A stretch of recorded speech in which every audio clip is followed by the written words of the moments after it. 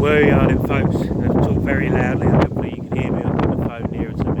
I'm in London Cemetery and Extension, and I'm actually in what is called the Extension part, which is actually the biggest part. And I'm at the back of the cemetery. I've started at the back of the cemetery for a reason today. Hopefully you can hear me. I get down to my hands and knees now.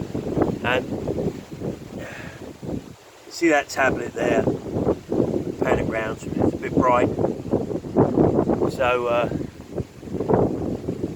the inscription, an airman of the 1939-1945 war. Yes. So here we are in a cemetery, predominantly First World War, holding nearly 4,000 tablets, of which 3,000 are unidentified. Barely 1,000 named men here, and it has nearly 200 men from the Second World War in it. Quite a few RAF, a whole row here of RAF. Obviously I was in the RAF, so it sort of brings it home a little bit. And these are the guys at the back. The Second World War guys are all here at the back. As you can see,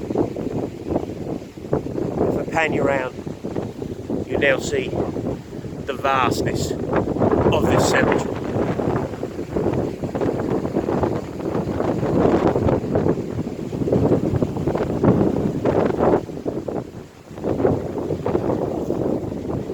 Regarded as one of the big five on the Somme. You have this one, the one we were to earlier, Delville Wood, Sear Road number 2. So all of these cemeteries are between 3,500 and 5,500 men buried. So 15,000 split between 5 big cemeteries. And the actual beginning of this cemetery was actually right at the very front, where there's 47 odd men were initially buried, and then nearly 100 were buried. And then after the war, when they were collecting graves, so this becomes what's called a concentration cemetery, and this is why they're always in such neat rows. Whereas when you go to the front and you'll see them in staggered rows or individuals, that's because that's where they were buried and how they were buried originally. And the Commonwealth War graves always respected that, and when they rebuilt these cemeteries or extended them, they left them where they were but just put the new tablets and headstones. But these ones were more formulated on a design, obviously by all of the different architects of the day who were involved, the Bloomfields, etc., etc., who designed these cemeteries. But again, as you can see, it's just the sheer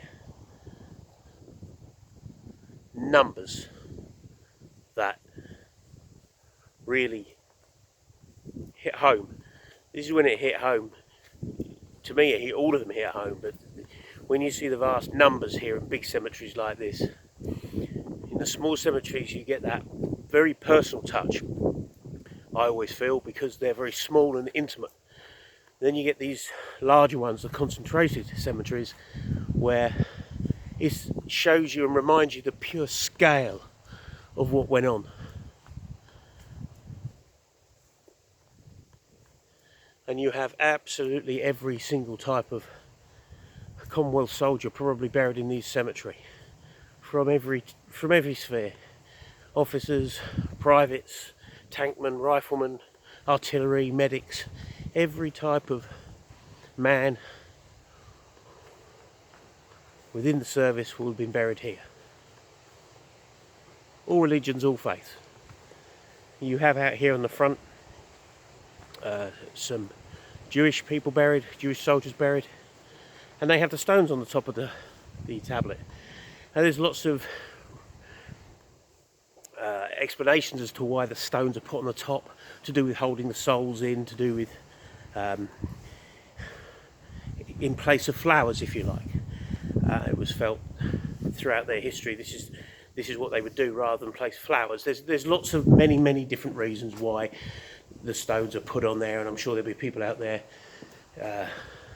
far wiser than me that will explain the full meaning, but it tends to be about the stone being the building blocks of life, and being the bit like the the Wailing Wall, etc., which is all stones, a wall of stones. So it's basically that.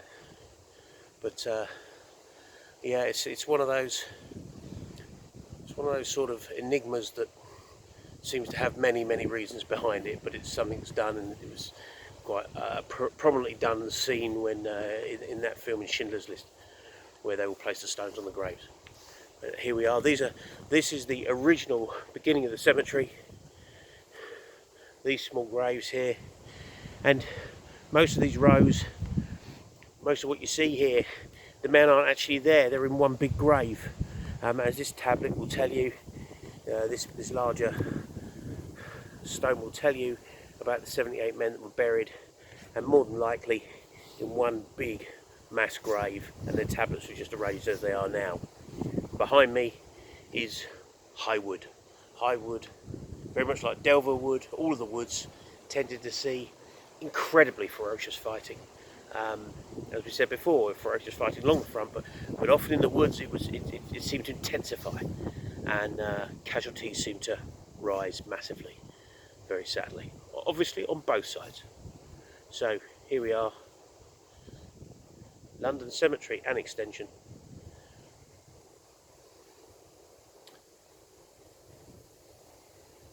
Never forgotten, always remembered, lest we forget.